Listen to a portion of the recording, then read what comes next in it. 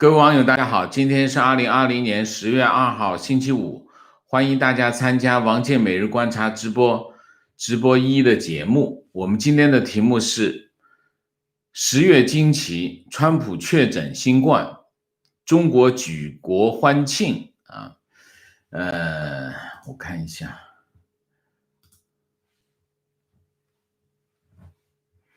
这件事情呢是10月惊奇，是美国总统选举的一个经常发生的事情啊。那么这件事情呢，就是说选举团队会留一些很重要的一些事件留在10月份发生，那对手呢就没有机会进行翻盘，所以通常会有10月惊奇。那么这次呢，10月1号啊，那么就发生了这个川普总统这个武汉肺炎确诊这回事啊，就是阳性。那么阳性这件事情到底算不算10月惊奇呢？不好说。但是呢，我们因为它10月份发生，我去全解当成是10月惊奇吧。那么先说新闻，美国总统川普周五宣布他和他的夫人梅拉尼亚新冠病毒检测呈阳性，然后要进行隔离那么这是一个非常重大的事件那么意味着美国总统选举的进程将会受到重大的影响因为你要知道，他进行隔离嘛，隔离呢，你是不可能进行这个下一场辩论，我认为是不可能发生第三场辩论有没有可能发生？我觉得可能性也不大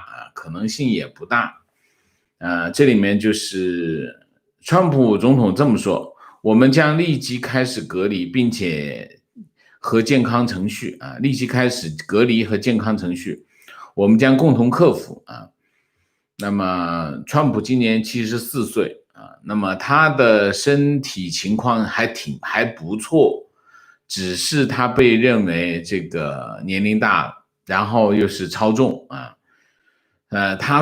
他应该是高风险的人群，不过呢，他就很不喜欢戴口罩他一直不支持戴口罩。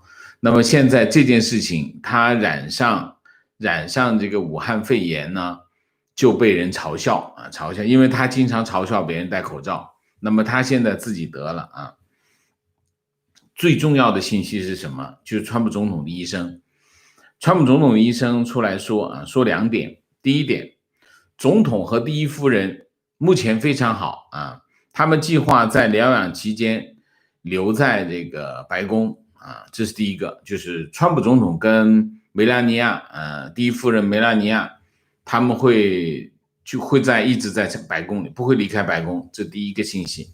第二个信息，川普总统恢复健康的同时不会干扰他履行职务，也就是说川普总统仍然是在履行总统的职责那么这是非常重要的两个信息。第一，他们会待在白宫；第二，他继续做他的总统那么这是第二个这是两个信息，这就是川普总统的医生告诉大家问题不大，整体信息来说就是问题不大。他在这个白宫里休养，同时继续履行总统的责任。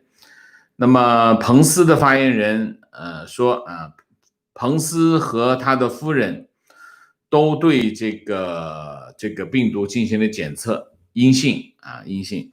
然后这个还有谁呢？还有就是财政部长姆努钦也测试阴性也是没事这是两个很重要的人物那么最近其实川普总统是参加了很多竞选活动，而且这些竞选活动都有很多的市民参加。那么星期四晚上，川普自己出来说，他认为这个武汉疫情这个流行即将要结束了可是星期五，然后是什么呢？他的高级顾问就是叫 Hope Hicks，Hope Hicks 就是检测呈阳性，他星期二、星期三和川普总统一起坐空军1号出门所以应该是他传染给这个川普总统的应该是这样。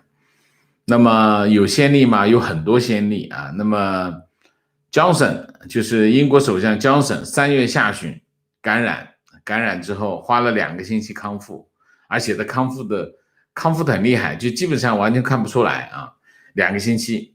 然后就是加拿大的总理特鲁多，他妻子被感染，然后他自己隔离那么这件事情的影响，我们来讲讲影响，因为现在信息不会太多，因为它只是刚刚验出来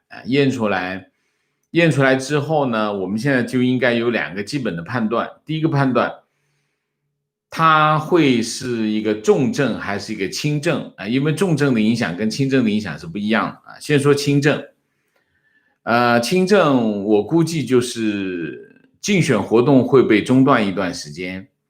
然后呢，他痊愈之后呢，就继续进行竞选活动。总的来说呢，如果是轻症的话，对川普总统的选情不利不利在哪里呢？不利在于，如果是轻症，他就不会得到同情票，同时呢，他会被嘲笑你看不戴口罩吧，你看感染上了吧，这应该是。所以呢，对整个的选情，对川普总统的选情不利，这是第一个。第二个，重症重症就意味着他的竞选活动可能就无法进行，就是无法恢复，一直到投票他都没办法进行竞选活动这是一个但是他有可能得成同情票而且如果他得了重症，然后在投票之前他又站起来了那这是大好大利好。为什么？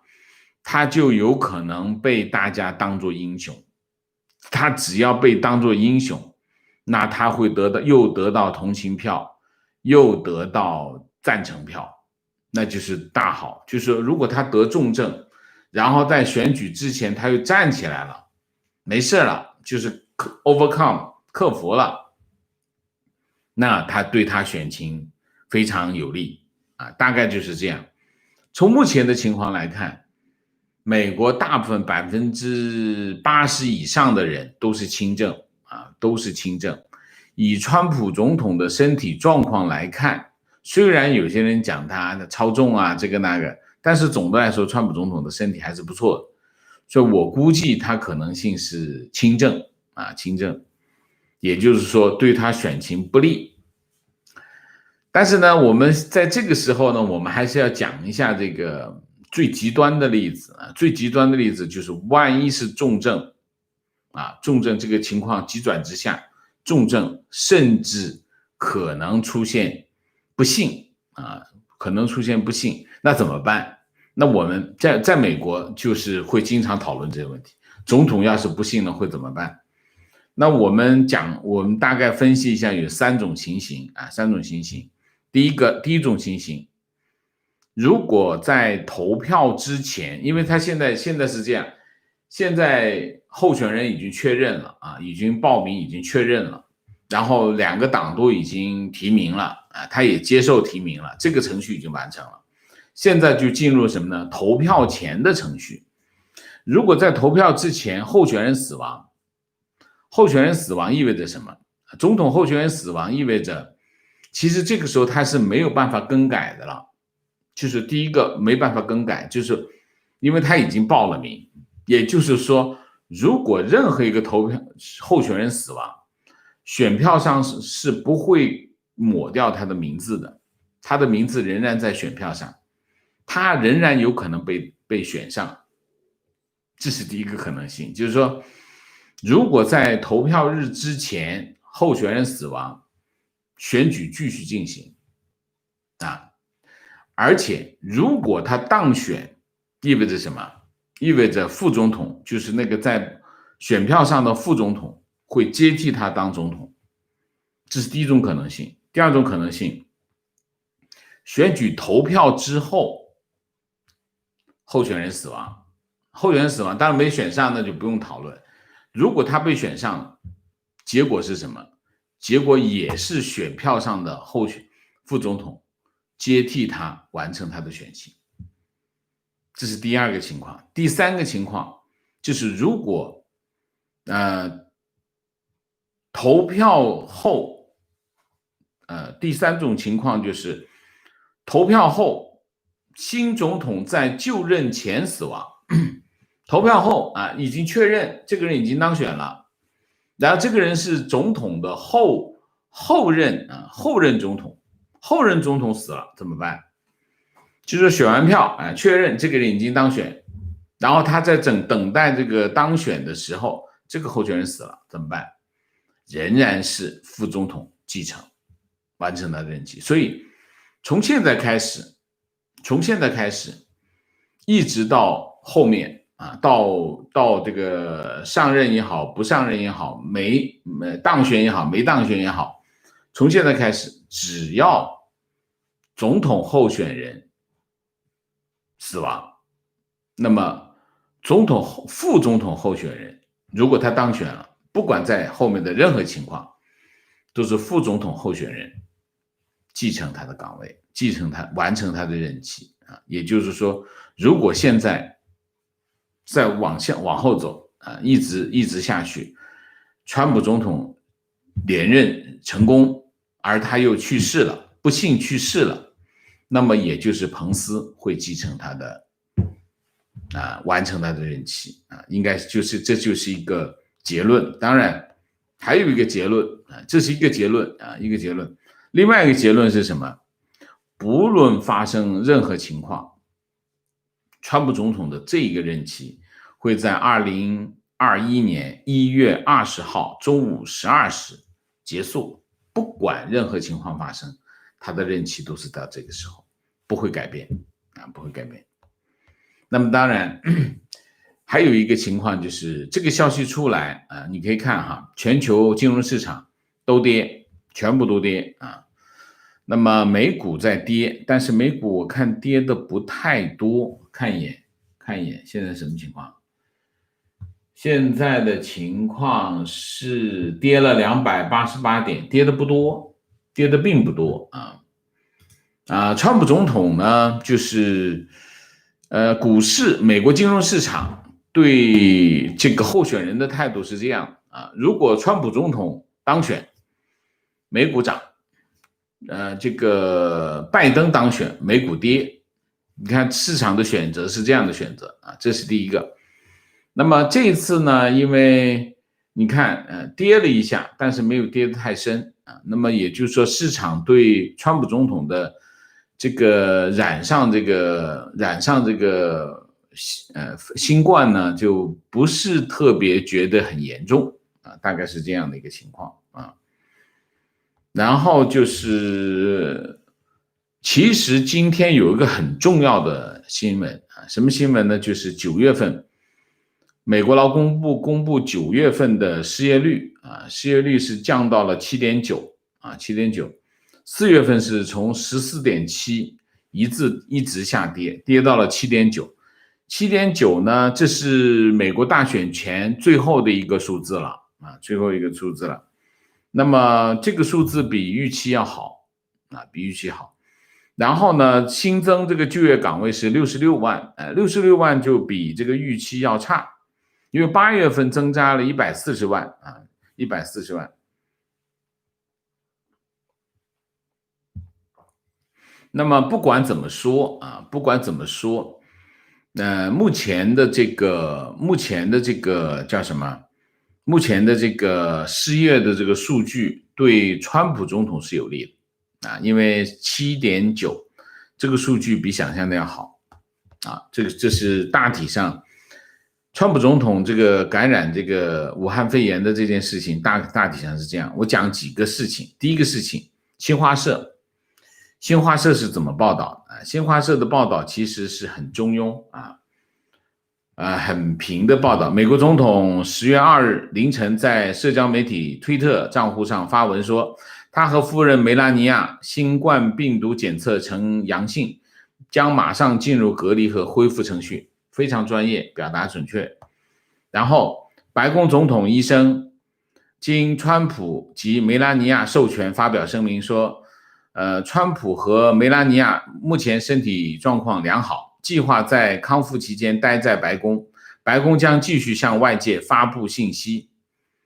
这部分表达正确。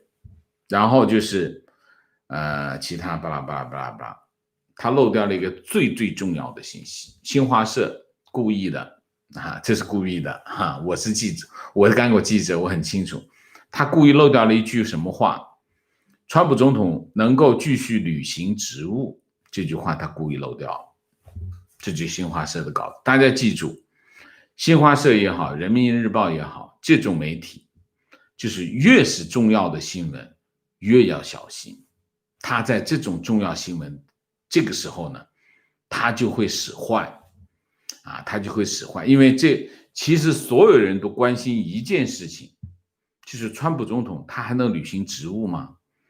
白宫的医生其实讲得很清楚，川普总统他现在在白宫休养，不妨碍他继续履行职务。新华社怎么会不知道？新华社的记者怎么会不知道这句话的重要性？因为这是所有人都关注的事情，他故意不讲，这就是新华社。大家记住大家你要看新华社也好，人民日报也好，越是在这种关键的时候，他越会使坏。然后就是我就不读了。金融市场是普跌。但是跌幅并没有想象那么大这是一个。另外一个呢，我就想讲一下今天的主题今天的主题，川普总统得武汉肺炎这个消息一出来这个中国这个举国欢庆什么终于大家我就不说了举国欢庆就能反映在中国网民上就打了鸡血，各种人生这个欢畅的这个场景，在这个微博上面可以看得很清楚那么微博热搜排第一，现在我现在不知道他有没有又调整了中国网民拍手称快，这个捧腹大笑但是没有人讨论中美关系有什么影响然后就是我就想说是这个事儿这个事儿呢，我想起这件事情让我想起911的时候呢，就是你想一下美国受到恐怖袭击这个恐怖袭击死了2000多人这个5架飞机死了2000多人，那对美国来说那是一个沉重的打击死了2000多人，你要知道死了2000多人是什么概念，就是你看一下那个足球场站满人，这些人全死了，他们是无辜受害者。但是中国人那个拍手称快，跟这次情况是一模一样。中国网民非常直白的表达他们对美国的仇恨那么我在这件事情当中，我曾经做过这样的分析，这里面有两个因素就是说中国人为什么表现得这么反人类就的确是很反人类就是说你看一个美国总统，他是美国总统，他也是个74岁的老人，他感染了武汉肺炎，他可能会死的，因为他是高风险人群。可是中国人你看那么高兴成那个样子那我的分析是什么？为什么中国人会这样第一个原因是什么？第一个原因是中共长期的这种仇外教育我从小我自己的切身体会就是仇是外国。他从哪里开始？中共有一个结论性的判断，就是当做结论来判断，就是过去中国100年中国人受到的屈辱，这个屈辱来自于哪里呢？这个来自于外国，就是帝国主义。帝国主义过去100年给我们民族带来了屈辱啊。他不说这个中国人的屈辱来自于皇帝，中国的皇帝是来自于外国，从根儿上来找的是外国，中国人承受的苦难全来自于外国。从这个开始进行仇外教育啊，仇外教育，我自己贴身体会，就是我们从小就是外国就是坏的，敌人都是来自外国。所以你看，一有什么事情，一有政治事件，马上就是受外国的这个唆使，外来势力，各种外来势力，找各种外来势力，这是中共的一个基本的逻辑套路啊。当然，在外部势力对外国的这些仇恨当中，美国就是排名第一啊，所以中国人非常仇外，在仇外的过程当中呢，就非常的仇恨美国啊。那么这个仇外教育到现在没有停止过啊，所以我们说仇视美国，仇视外国，把美国当假想敌，就一直中共就没有改变过这个目标。所以我经常讲，中共的使命就是把红旗插遍全球，他能不能把红旗插遍全球我不好说，但把红旗插遍美国肯定是中共的非常终极的目标，这个应该没有疑问啊。所以这是一个原因，就是说你看911也好，在这次这个川普总统染病也好，中国人那个举国欢庆的这个背后一定有一个直接的原因，就是中共的洗脑啊，这是第一条。第二条，这就是我们就要讲中国人的这种传统文化，讲中国人的民族性。中国人的传统文化里面有一个什么东西，有一个特性，就是笑人穷恨人富啊，就是这个人很穷，这个人很穷是吧？你很穷是吧？我就嘲笑你，看不起你啊。你很有钱，那我就恨你。你跟我没有仇，我都要恨你，因为什么？因为你有钱啊。就是说笑人穷恨人富的这种民族心理，这不是某一个人啊，这是个民族性啊。所以我们在日常生活当中，你会发现一件什么事情？发现一件你会发现，你的朋友没有人希望你比他过得好，你的朋友一定是这样，你所有的朋友都不希望你比他过得好，最好他永远来支援你，他都是这样希望。所以当你成功的时候，来祝贺你，来恭喜你，来为你这个一定不是你的朋友，都是什么有求于你的人啊。所以在中国这就是民族性，中国的民族性这种笑人穷恨人富的这种心理。所以经常有人问我一个问题啊，说美国为什么要老对付中国啊？当然这个解释还有个解释是什么呢？还有个解释就是说美国对付中国是因为中国崛起了啊。美国呢还有很多人去找理由找分析历史上的美国对付日本啊，美国对付其他国家，说美国就是传统上就要对付老二啊，中国现在变成老二了，所以美国要对付中国。我是这么说，老实讲，美国对付中国肯定不是因为中国崛起啊。因为什么？因为中国崛起本身是个伪命题。你想一下，一场贸易战，中国已经变成这个样子了，美国崛起了，中国崛起了，美国就跟中国打一场贸易战，你看中国变成什么样子？一遍地瓦砾，好吗？那就崛起嘛，崛起是这叫崛起。所以美国对付中国肯定不是因为什么中国崛起这个原因啊。然后我上次看到什么呢？我上次看到这个华为的余承东，就是他们消费集团的 CEO 啊，说这个美国倾举国之力对付华为啊。我看这个我就呵呵啊，为什么？这是给自己脸上贴金啊。美国除了二战，除了冷战，除了超级碗之外，美国从来没有倾举国之力干过一件事情。为什么？没必要，完全没有这个必要。你看过还有什么事情？华为说这个美国倾举国之力对付他，那他都不知道变成什么样了啊！制裁你都拖了1年时间才实施，延期延了1年时间，叫倾举国之力对付你。我认为美国为什么要对付中国，就是因为中国这个德性啊！我911你干嘛？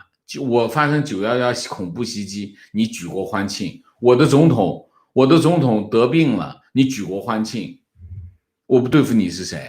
为什么？你把我当敌人呐、你只有当敌人，你才会这个样子啊，对不对啊？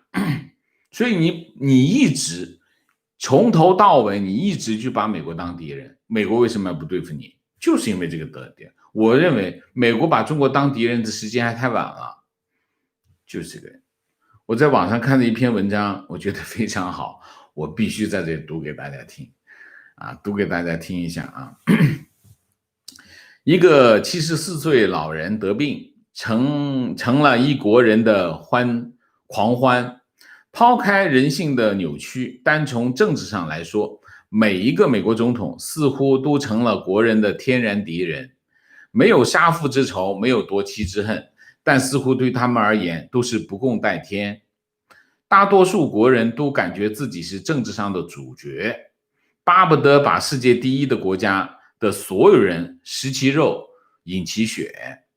不论是地里扒苞米的老翁，还是街头乞讨的神盖，亦或是在床头靠出卖身体而呻吟的小姐，虽然他们不知道中美只是因为制度不同而导致价值观上的差异，也不顾自己有没有真正过上小康生活，但一提到这个地球上经济和科技上的老大，都咬牙切齿，痛彻心扉那么会儿。直到饭点到了，才欣欣然去小饭馆要一瓶几块钱的假酒，喝完后倒在床上，忘记了自己艰辛的生活和病痛，做自己的强国梦去了。这篇文章写得好吧？写得非常好，把这种心态，把这种，就说你说一下，你说很多国家，生活在挣扎在贫困线上的人，他们天天想什么？他们天天想我怎么挣下一块钱。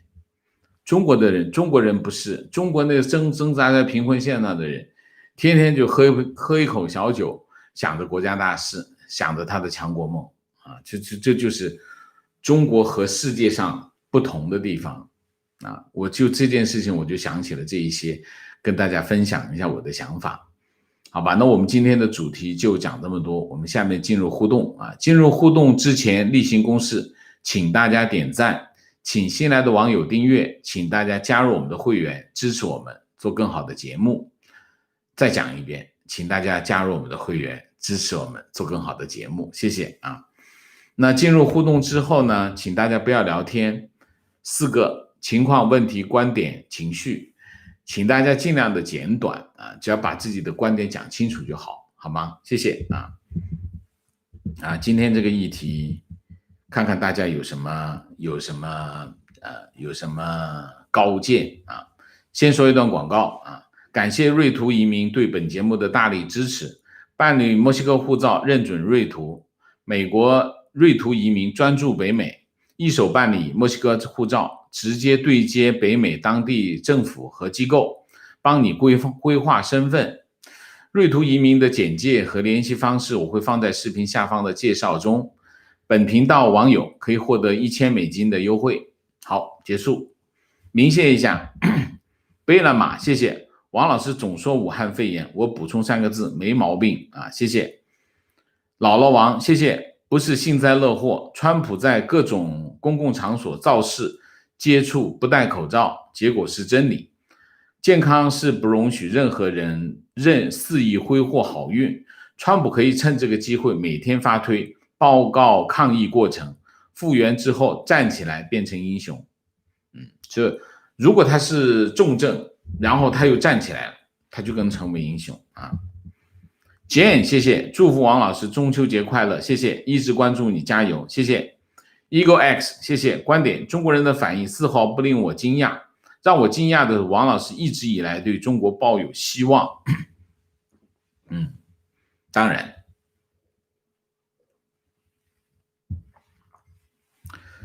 灰烬之中仍然有热度，灰烬也可以燃烧的。我们经常看到灰烬燃烧的例子，所以我们还是要抱有希望。鸡王，谢谢。好，我们进入这个主议题啊。王老师说好的武汉肺炎呢，怎么标题又变新冠了？用新冠，我当时犹豫了一下，要用武汉肺炎还是新冠？新冠用2个字，武汉肺炎我要用4个字。我后来想了一下，我还是用2个字吧。这就是编辑的职业病。编辑的职业病就是希望尽量的字越少越好。那为什么不用4个字，用2个字？因为字越少，对于标题来说，它就越有力量。这是我们的习惯，好吗？情况，今天看到的快手、抖音、朋友圈几乎都是欢呼雀跃的段子。新闻你要回复留言，留下嘴德都发不出去，秒杀秒禁言，真服了。看到微信公众号那边发红包抽奖庆祝川普得病的，身为华人我感到很羞耻。情况，情绪打卡浙江，这2天微信圈是见证蠢货的日子。昨天是我跟基国一刻都分不开，今天是普天同庆川普夺冠。简单说，傻缺排排坐，一排热泪盈眶，一排幸灾乐祸。70多年的洗脑让国人人性良知泯灭，对中国未来极为悲观。情况，川普这次感染病毒，国内媒体火力全开，恨不得开香槟庆祝，麻木的民众跟着沸腾，身边的朋友都为此庆祝，他们诅咒着谩骂着这位70多岁的老人，毫无同情心。我真的为此感到深深的悲哀。从今天开始，我意识到没有自己思想的国内民众已经彻底被洗脑，失去了作为人类基本的怜悯和同情心。情绪，今天网易为了川普确诊还特意开了个专题，国内洪水的时候连个专题都没有，这都是什么扭曲心态？观点，川普的染病就像一面照妖镜，把朋友圈里平时看起来谦谦君子都照出来丑恶的一面。观点，国内的喜怒哀乐都有指挥棒，让他们快乐就举国欢庆，让他们悲哀就举国哀思，让人们忘记负面就举国宣扬正能量。结论，强国人都是一群没有灵魂走向人形的碳水聚合物。这里面有2样东西我要提醒大家。第一样东西就是你看到的不一定是真的。就是说我们看到举国欢庆举国欢庆是你被看到了举国欢庆，这里面有一个你看不见的手，就是中宣部。中宣部指挥谁呢？指挥网信办。网信办听中宣部的，中宣部是大脑，网信办是手。那他们在干什么？他们编排兵布阵，这个排兵布阵最后被你看到了，这是一条。所以在这个问题上，大家要记住，你是被看到你不是你主动看到，是你被看到，这是第一。第二，大部分的中国人被这个局面深陷这个局面当中他们有些人，他们其实不一定真的就那么坏，他是内心中丑陋的部分被他撩拨出来。我觉得这是一个共谋关系，这里面是个共谋关系。就说有些人内心黑暗每个人都有黑暗的部分而这些黑暗的部分被中共撩拨出来，变成了一个脏水泼出来，大概就是一件这样的，这是一个共谋的过程观点，日本偷袭珍珠港之后举国欢腾，唯独海军联合舰队司令长官山本五十六天天忧心忡忡，关心天气预报。很多人不解，他说天气晴朗的时候，美国人的轰炸机一定会来的。就是观点，看到今天的消息，让我忽然想到战败前的德国， 1945年4月12日，希特勒在报纸上得知罗斯福去世的消息后非常兴奋，他指着报纸对戈贝尔说：“快看这个，你看，赶快读，我先前预料的奇迹发生了，这场战争我们还是没有失败。”18天后，希特勒自杀。情况：中国对川普染病毒欢庆是中共制造出来的结果，目的是回应蓬佩奥对中共和中国人的区别，依然是拿14亿人当铜墙铁壁肉盾的说辞。我是有点同意的观点，我认为川普如果真的倒下了，那么就是彭斯上，而且共和党应该让彭斯代替川普竞选下一任总统。拜登和贺锦丽大概率会落败，彭斯比川普更反共。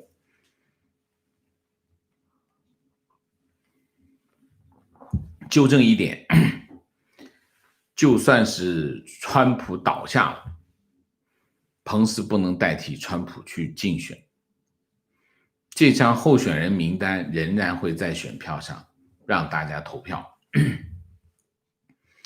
然后如果川普当选，川普跟彭斯当选，彭斯顶替川普完成他的任期，应该是一个这样的程序观点，就算川普不幸病逝，美国就不会反共了吗？美中就会像什么都没有发生过一样恢复蜜月期？美国是宪政国家，失去一个总统不代表失去一个国王。按中国人的惯性思维，林肯遇刺后，继任的副总统安德鲁·约翰逊就会推翻林肯的执政政策。小罗斯福病逝后，杜鲁门就不会带领美国赢得二战。这种一人兴邦一人丧邦的思维至今不能变，真的是悲哀。所以你可以在推特上经常看见有参与这个美国总统选举的这些支持者们经常讲，川普要是当选了，美国就完蛋了。那为什么？因为川普是个坏人。然后那边也有人说，如果拜登当选，拜登就会出卖美国，美国就完蛋了，因为拜登亲共等等，都在说这样的话。其实说这样的话都不对，为什么？大家都忘记了他们的共有的属性是什么？那是美国人选出来的总统，美国总统怎么可能出卖美国呢？所以你见过美国总统出卖美国？他会有错误的政策，他会有一些错误的政策，这个没有错你回过头来看，很多美国总统推出很多错误的政策，这个没有错，这是误判，这是个错误的政策，并不是他要出卖美国，因为没有人是上帝，上帝才能做出所有正确的决定，人总会做错误的决定，这个不意外所以为什么要三权分立？为什么要大家媒体监督？原因就在这里，因为人是会犯错误的所以我们看待美国总统选举，我们要从政治的角度，我们要从理念的角度，就是政治理念的角度切入去看，要从政策的角度去切入去看这是一个怎么样的美国总统，而不是去看这是一个怎样的人一个好的制度是什么？一个好的制度就是选择一个合适的人放到这个位置上，不管这个人是什么人，不管他以前干过什么，只要他合适就在这个位置上。看清楚，这才是政治。没有人是完美的，没有人能够在显微镜下放大都没有缺陷，都没有可以被批评的地方，不是的，任何人都经不起这种考验。所以我们不能够要求一个完美的对手，也不能要求一个完美的追随者，就是这个道理川普观点，川普自己得了肺炎，恢复了一定狠力出击 CCP， 就像英国首相一样，康复第一件事情宣布抵制华为。OK， 观点，如果轻症痊愈，对 reopen 很有利，可以解除很多人对病毒的恐惧。其实我不知道该不该在这里说啊。其实，美国的情况是80%是轻症，然后大部分美国的年轻人都是无症状，就是轻症和没有症状，大部分年轻人是这样。死的人都是老人啊，死的人都是有基础病的老人啊，这种人他本身身体条件比较差。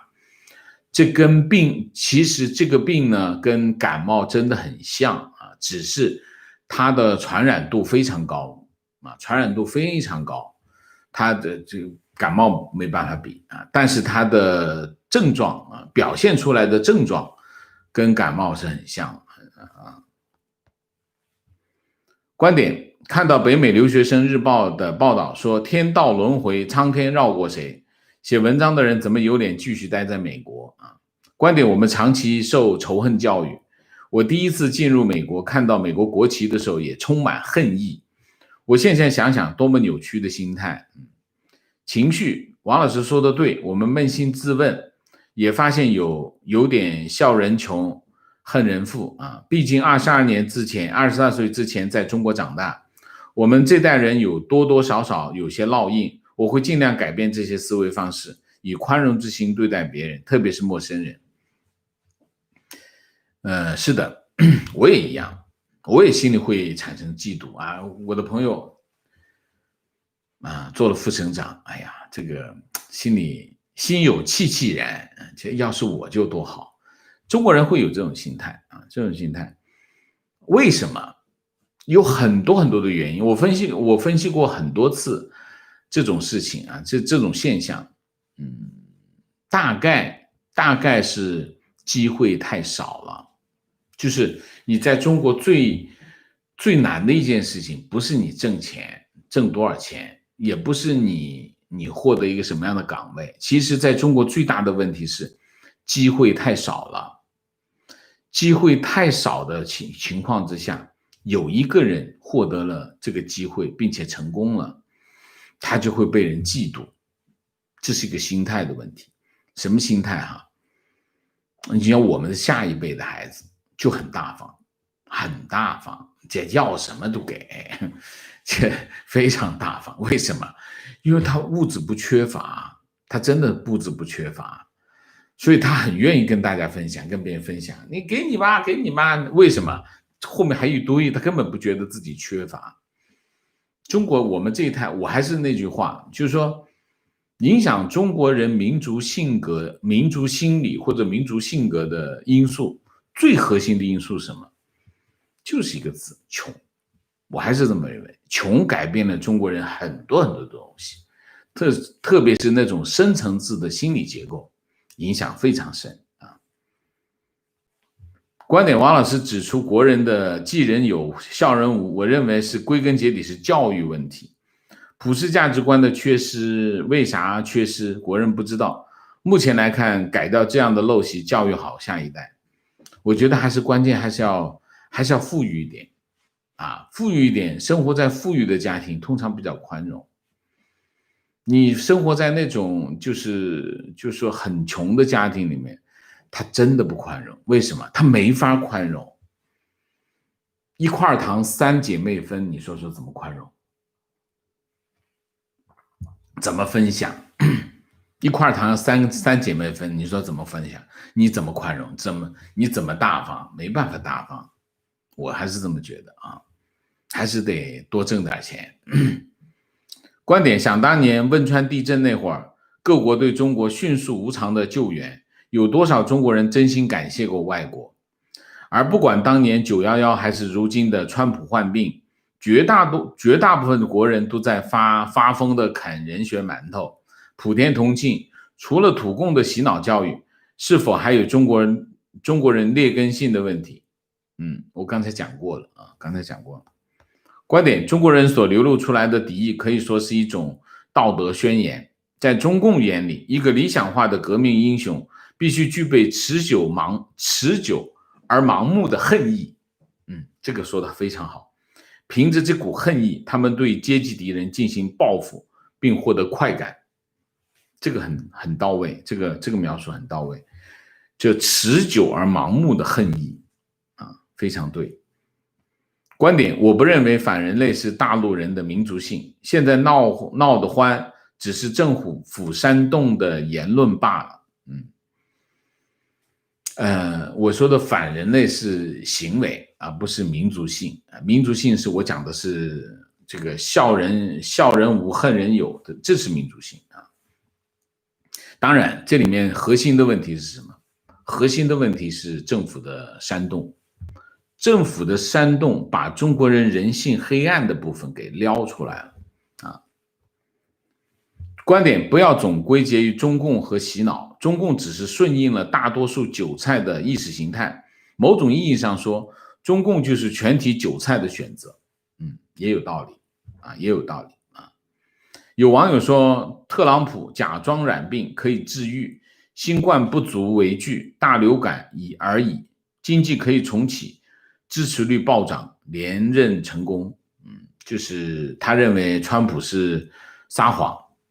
这就是一个撒谎成性的人对所有人的判断，就是大家都跟他一样，大家都在撒谎啊。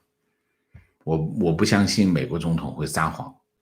如果美国总统要撒谎的话，后果很严重啊。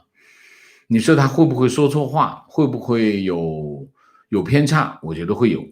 但是美国总统刻意撒谎，就说我没染病，然后我说我染病了，这个谎一撒，后果不堪设想，他可能会被弹劾啊，后果是这个后果，所以我不相信。CNN 也好，这个 New York Times 也好，不断的讲川普在撒谎。我印象中 CNN 曾经做过一个记录，说川普撒了几千个谎。如果川普撒了几千个谎，他应该被弹劾，就是他一定会被弹劾。如果他这些真的是这些谎的话，他一定会被弹劾。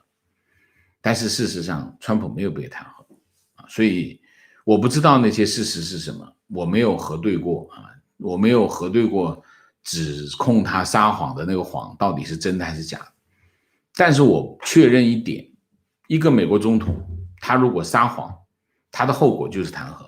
没有别的啊，没有人会放过一个撒谎的总统，他连任的更不要谈啊。观点，911的时候，美国的目光集中在反恐，无暇顾及强国举国欢庆，还给强国诸多好处。而现在就参照前几天的中国问题专家出的报告，足以证明美国现在已经聚焦在强国这边了。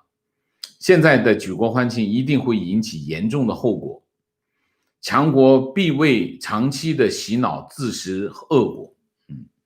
一定是啊，我认为这种举国欢庆，美国媒体不会放过的啊。观点，正常来说，有点脑子都应该祈祷川普尽快痊愈吧，因为这不是一个美国老头的感染，而是美国总统感染了中共病毒。想想，美国总统如果因为中国来的病毒而丧命，美国会轻易放过中国？川普如果真的因此去世了，谁上台都要把中国往死里打吧。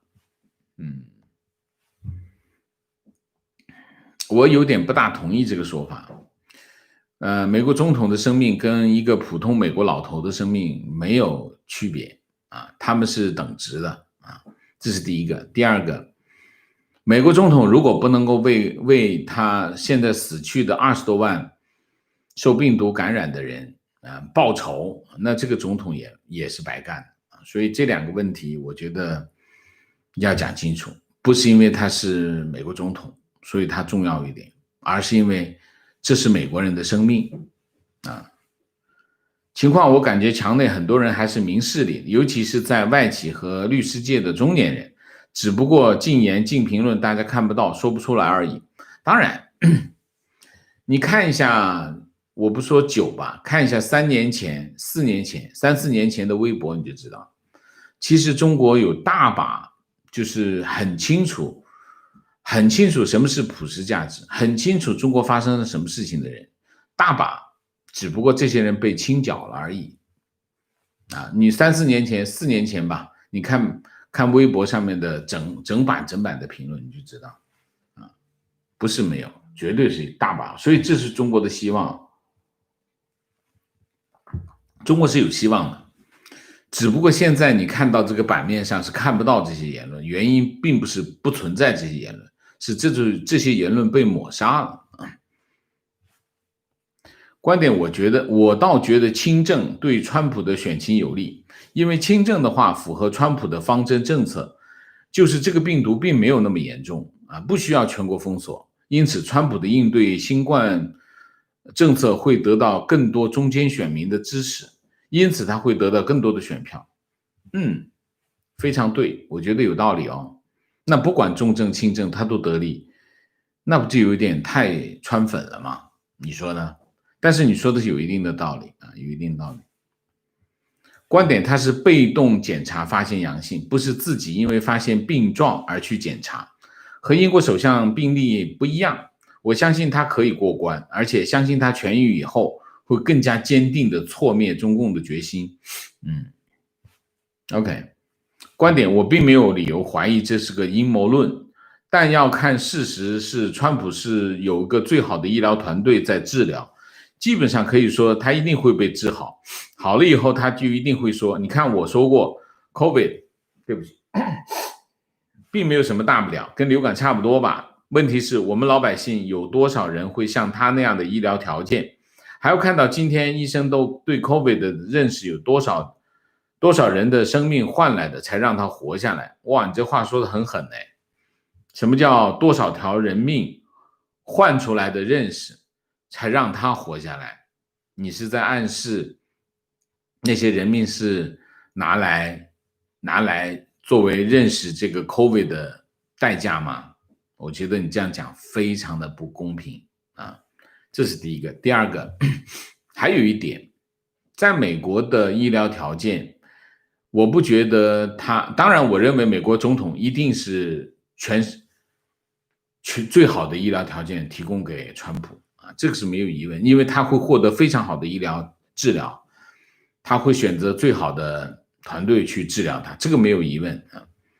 但是你的话，这并不意味着普通的美国人就不能够得到很好的治疗。大家要知道这件事情和中国是不一样的啊，中国不一样，就是说你在中国，你很难得到一个正常的治疗，除非你有关系或者你有地位，你有权利，你否则的话你是得不到一个正常的治疗，这是一个非常重要的差别。你在美国你会得到正常的治疗，很简单，我不说别的，我就说药，就是你在美国普通药房，你去药房普通买药，就有很多网友问我，他说你点那个白内障那个药是什么药？我去买一下，我就不推荐，为什么？我根本就没有挑，我就是看见上面，哎，这是白内障的药，我就拿一个，随便拿一个就回来点，我就觉得还挺有效。然后我去买的这个叫什么这个尿酸，我不是这个痛风嘛，我也是随便我没有人推荐给我，也没有，我就随便买了一点药，我觉得也很管用。就是它的药物的有效性是非常的比我想象的要好得多，就或者翻过来讲，他的老百姓能得到正常的治疗，在中国这是不可得的，这我深有体会啊。所以你讲这番话呢，阴谋论的这番话呢，我认为是你对美国的真的不了解，就是你是拿中国的情况去映射美国，映射一个国家元首，两个不同的国家元首，他们的处境，我认为是不正确的啊。情况看到川普发推后，第一时间告诉家人，妈妈的反应是他早该得了，岳母大人的回应是川普太坏了，活该，而我只是测试一下他们的回答，并没有反驳。观点，川普高调告知天下是源于他对自己的自信和对美国医疗技术的信赖，川普会轻松愉快地重返政坛的。高调呢就有点言过其实吧，这不算高调。川普天天，你看川普每天都在发推特，如果一直都是一样的动作，他怎么算高调？自不自信不知道啊，那推特背后的想法我猜不到啊。观点有足够多的理由证实病毒就是土共故意从实验室制造出来的，目的是扰乱世界格局。可惜全世界到现在都没有看清楚土共的阴险恶毒。观点：中国的问题是中国人大多数只有立场，没有对错。观点：国人都喜欢和别人做比较，喜欢别人过得不如自己。有一次见到我爸单位同事，小时候我和他儿子总在一起玩，我就问了一句：哥哥现在怎么样了？结果他说：放心吧，他现在过得还不如你啊！真的是理解不了他为什么蹦出这话，理解不了这种思想。观点：不是所有墙内的人都是刚才上面的观点所说的那样反人类。我们同情的声音完全没办法表达，非常对，肯定被删帖，最后我们被打成反人类，这什么情况？也是不公平的，非常正确啊！我非常同意这种情况，就是说，另外一些声音，正常人类的声音被压制了，所以你看到的全是反人类的声音啊。但是有没有反人类的声音？当然有。人反人声音是什么样的情况？是主体啊，也有正常的声音，但是被压制啊。情况我朋友的外婆，美国白人，生活在德州，95岁高龄，确诊新冠，他还有高血压，结果是2个星期病毒转阴，有过症状，但症状只维持了2天就消失了，现在已经痊愈。OK， 太好了，非常好。情绪。想起当 COVID-19 在北美急速攀升时，全世界的中国人也欢呼雀跃，丑态百出，到头来得到来自全世界的怨恨，多少国家化有为敌。情况：王先生看了意大利的新闻，教宗拒绝与香港枢机主教和蓬佩奥会面的事，还是在意大利媒体上引起震动的。在意大利外交部长的新闻发布会上，虽然没有直接剑指中共，但是重点强调意大利国家安全的议题。OK， 情况：今天王岐山的大管家董洪落马，希望后续王老师能够关注解读。有2点，就是关于中共的人事有2点我会特别小心，我不会经常报中共的人事。为什么？大外宣有2个特点啊，大外宣在海外的这些大外宣有2个特点。第一个特点，他们介入党争，就是他们其实是跟某一个人的啊，跟某一个人，比如说跟习近平的，大外宣大部分是跟习近平的，也就是说帮习近平当打手，打他的政敌，比如说打击王岐山。打击王沪宁啊，王沪宁不是打击，王沪宁是敲打。前一阵子呢，就是经常是只要一说起王沪宁，就把王沪宁描写成为什么什么这个那个，反正就是非常贬低啊，那就是敲打。王岐山是真恨，真恨。那你想一下，这些大外宣为什么那么恨王岐山？你想一下啊，老实讲，王岐山跟其他6个常委有区别吗？没有区别啊。为什么大外宣要天天的咬王岐山，不咬其他的？栗战书那么好吗？栗战书的女儿在香港的事情，你看有没有人说？大外宣一个都不说。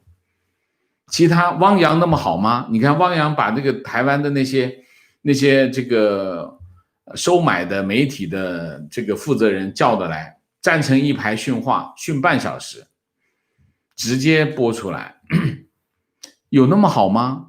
你想一下，他们都是中共的高层，没有区别。其实对海外对战略对手来说，他们是没有区别。可是你可以看到，这些海外的大外宣们他们很集中的攻击那几个人。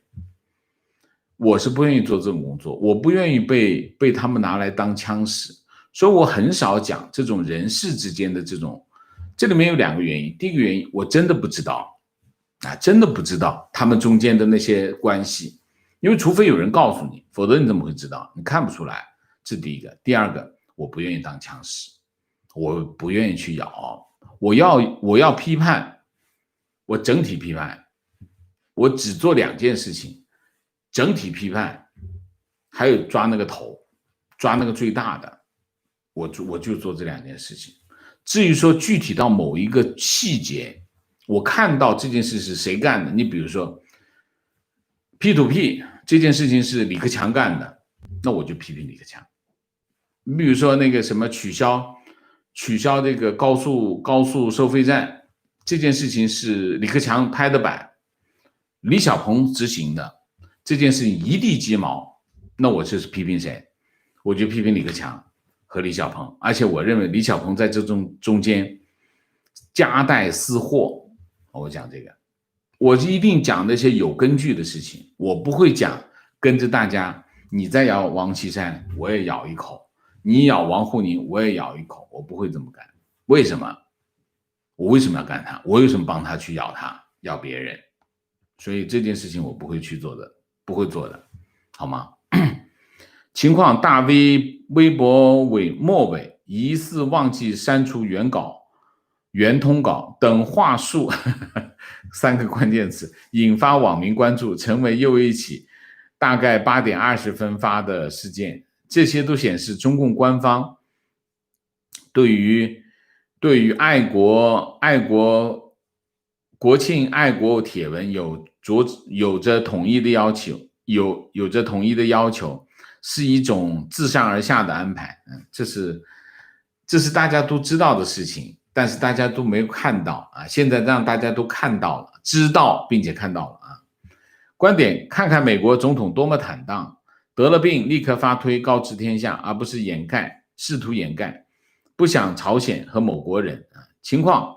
王老师好，今天云南朋友说给我寄一饼普洱茶，庆祝川普得病，美其名曰特制布朗山普洱茶，被我断然拒绝，内心非常厌恶，默默地屏蔽了他的朋友圈。 OK 最后几个提问王老师，我父亲大体了解国内的政治情况，他认为面对现在这种情况，最好的办法是与狼共舞，而我认为是惹不起躲得起。我不知道父亲这种方法是不是那么实用，我是否应该坚持我的看法？